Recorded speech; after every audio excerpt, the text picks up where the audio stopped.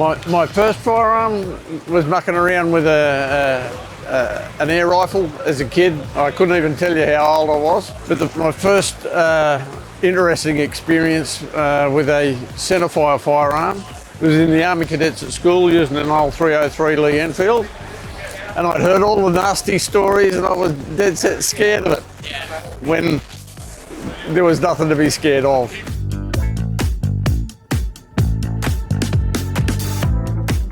Buy the best you can afford is the first thing. Try what you can from your friends who are able to or willing to lend you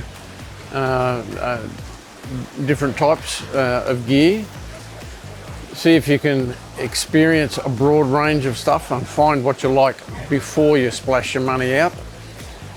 But I still think the best thing that you can do is, having tried all sorts of different things, is buy the best you can afford without being silly. There's no need to go over the top, but you do need to spend a reasonable amount of money to get good results.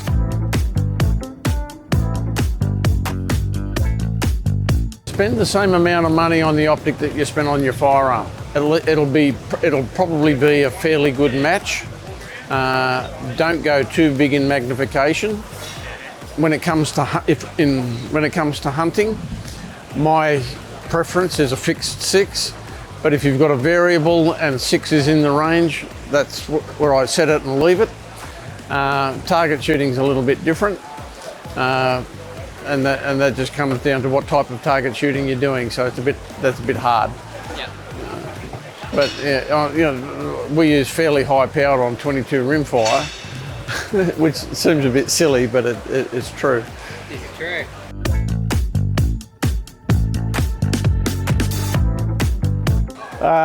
Well, I'm most proud of some of our mainstay product, which is the 30 cal hunting product, but the 7mm stuff is also extremely effective. But I'm very excited about some of our new products, particularly in the 338 range. We've developed 2 new products for the 338 Norma, and we've got 2 very exciting products in the 7mm PRC.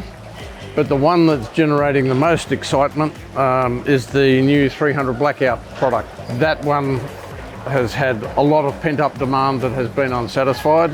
We're very, very happy with both the results, how they perform, and the response that we've received from our customers.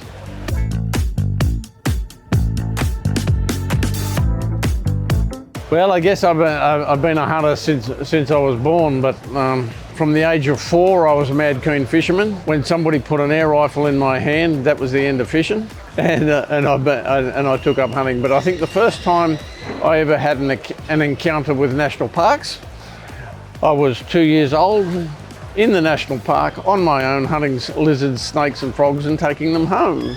And the national parks ranger wasn't particularly happy about that and wanted to know why a 2-year-old was in the national park on his own.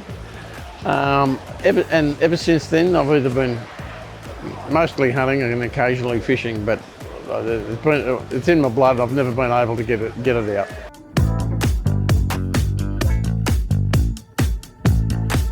Zimbabwe, hunting buffalo and kudu, and counterintuitively it was quite a little bit back to front. I was actually out brim fishing on Lake Kariba when we saw some of these fantastic animals, and the guide just said, "Here, thank you, see ya."